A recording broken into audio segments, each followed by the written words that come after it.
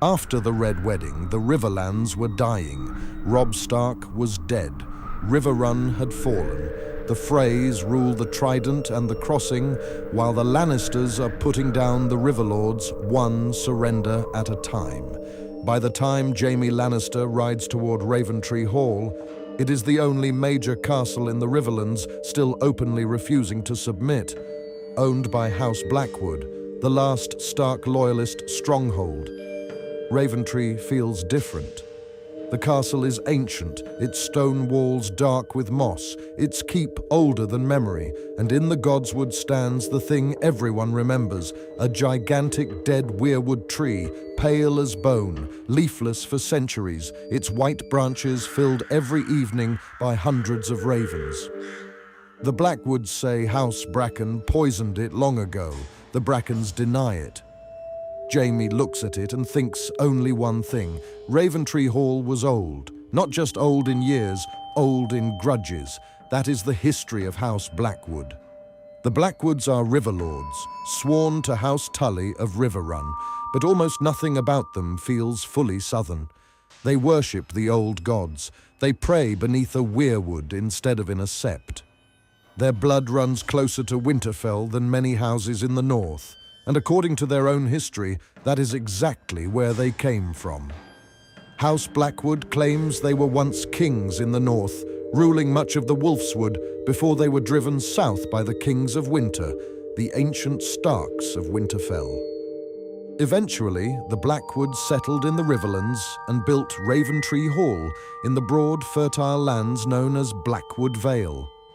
Ironically, there are no woods there anymore.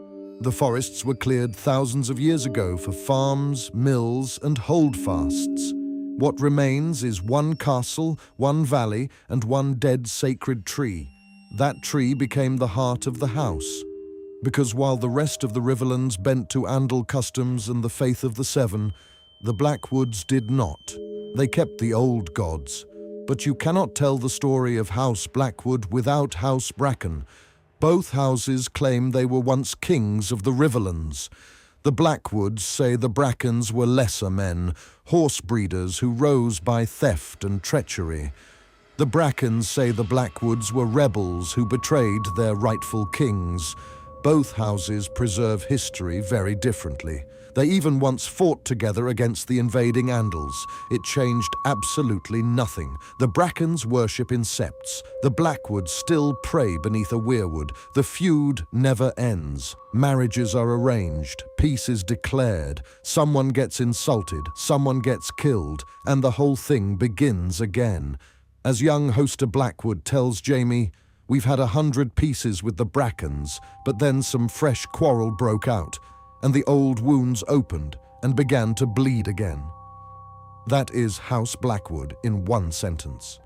And nowhere is that clearer than during the Dance of the Dragons. When the realm split between Rhaenyra and Aegon II, House Blackwood declared for the Blacks. Naturally, House Bracken declared for the Greens. Even before the war, Lord Samwell Blackwood and Sir Amos Bracken had fought over Princess Rhaenyra's favor. When war came, they finished it. At the Battle of the Burning Mill, the first true battle of the dance, Samwell Blackwood was killed in single combat by Amos Bracken. Amos did not survive him for long. A weirwood arrow punched through the slit of his helm.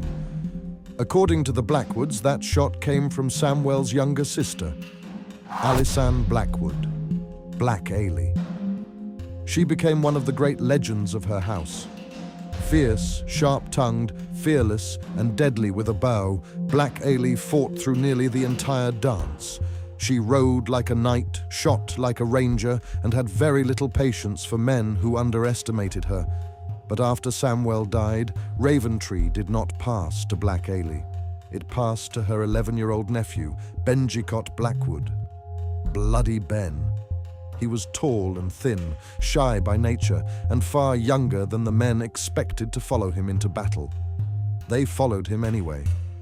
At the battle by the lakeshore, the fish feed, the bloodiest land battle of the entire dance, Ben won renown fighting besides Riverlords and Northmen against the Westerman host. There too was Red Rob Rivers, the bowman of Raventree, said to be the finest archer in Westeros. When ravens were sent to warn Prince Aemon Targaryen, Red Rob shot them out of the sky. The Lannister army was annihilated, and when the battle was over, young Benjicott looked across the field at the thousands of dead and wept. After the fish feed came the butcher's ball. Sir Criston Cole, the kingmaker himself, marched south, trying to save what remained of the Green cause. The Riverlords and Northmen bled his army dry with ambushes, scorched earth, and constant attacks. When Criston finally offered parley, hoping for some last honorable stand, he never got one. Red Rob Rivers and 2 of his longbowmen shot him dead before any duel could begin. At Tumbleton, Blackwood forces were again involved in the action. When the town burned in dragonfire and betrayal, Blackwood bowmen helped cover the retreat. Then came the Battle of the King's Road. Benjicott fought there beside Kermit Tully and Oscar Tully. The 3 young lords became famous as the Lads, boys in age, commanders in war. At the King's Road, Bloody Ben helped break the flank of Lord Boros Baratheon's army, while Black Aly commanded 300 archers. That victory helped end the war. And then Black Aly's story took one final turn. After King Aegon II's death, Cregan Stark arrived from the north and ruled briefly as Hand during what became known as the Hour of the Wolf. One of the men whose life hung in the balance was Lord Corlys Velaryon, the Sea Snake. Black Aly argued for mercy. Cregan listened. When she later asked what he wanted in return, he gave her his answer, her hand. And she answered with one of the best lines in Fire and Blood, "A hand for a head. Done."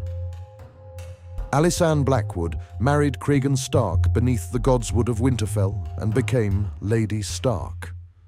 The Blackwoods kept appearing at the center of history. Lady Melissa Blackwood later became the mistress of King Aegon IV Targaryen. Before her, he favored Barbara Bracken. After her, he favored Bethany Bracken. Even at the royal court, the feud found its way back. Melissa was remembered as kind-hearted and well-loved, and she gave birth to Brynden Rivers, Bloodraven, one of the most important men in Westerosi history. He was a great bastard, later legitimized by King Aegon IV. He was lifelong rivals with his Bracken half-brother, Igor Rivers, known as Bittersteel.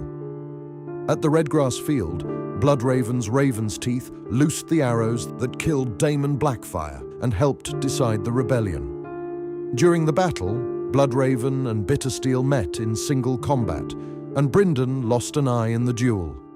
He would wear that wound and that rivalry for the rest of his life. Later, Bloodraven became Hand of the King and was instrumental in putting down the Blackfire rebellions. The feared one-eyed spymaster was said to rule the realm with 1,000 eyes and one. Eventually, he was sent to the Wall, where he rose to become Lord Commander of the Night's Watch, before vanishing during an expedition. Generations later, Bran Stark discovers what became of him. Brynden Rivers had become the last Greenseer, the ancient figure in the cave beyond the wall, the three-eyed raven himself. That is House Blackwood's legacy. Another member of the house was later tied to the Iron Throne. Betha Blackwood married Prince Aegon Targaryen long before he was expected to become king. This was the future King Aegon V, the young prince known as Egg, who squired for the Hedge Knight Sir Duncan the Tall. Their marriage was a love match, and because Aegon had married for love himself, he later let his own children do the same. That choice reshaped the Targaryen dynasty. Their line leads directly to the Mad King, to Rhaegar, to Viserys, and to Daenerys. House Blackwood sits quietly inside the center of the royal family tree, and by the War of the Five Kings, they are still exactly what they have always been. When war breaks out after King Robert's death, Jaime Lannister defeats the Riverlords and captures Edmure Tully beneath the walls of Riverrun. Tytos Blackwood leads the survivors back inside the castle and helps hold Riverrun during Jaime's siege. With Tytos trapped there, Raventree Hall itself surrenders to the Lannisters. But when Robb Stark arrives and smashes Jaime's camps outside Riverrun, Tytos leads the sortie from within the castle and helps free Edmure. Catelyn sees him afterward in his feathered cloak, standing with Robb in the godswood, praying to the old gods. At the War Council, Tytos argues to keep fighting. He helps declare Robb king in the north. Toward the end of the war, Tytos is still that same man. He drives the Lannisters from Blackwood lands, but finds Blackwood Vale left a scorched desert. His son Lucas rides beside Catelyn and later dies at the Red Wedding, murdered by Hostine Frey. The Riverlands fall apart. Like many other lords, Jonos Bracken bends the knee. Tytos does not. Raventree Hall becomes the last major Stark loyalist stronghold in the Riverlands, and still, Tytos refuses to yield. As Lord Carol Vance says, so long as it is Jonos at his gates, Tytos will never yield, so Jaime has to come himself. He rides into a starving castle and finds Tytos Blackwood still proud, still courteous, still unwilling to break. My hall might lack for food, but never for courtesy. Jaime offers terms. Some lands go to House Bracken, gold goes to the crown, and one of Tytos's children must be taken as hostage. Lord Jonos wants Jaime to take Tytus's daughter, Bethany. Instead, Tytos persuades him to take his son, Hoster. Even in surrender, he is still protecting his house. But what matters most to him is not land. Tytos asks for one thing only, that his son Lucas's bones be returned home. He wants him buried beneath the dead Weirwood at Raventree Hall. That is House Blackwood, a house that remembers. A house that kept the old gods when the South forgot them.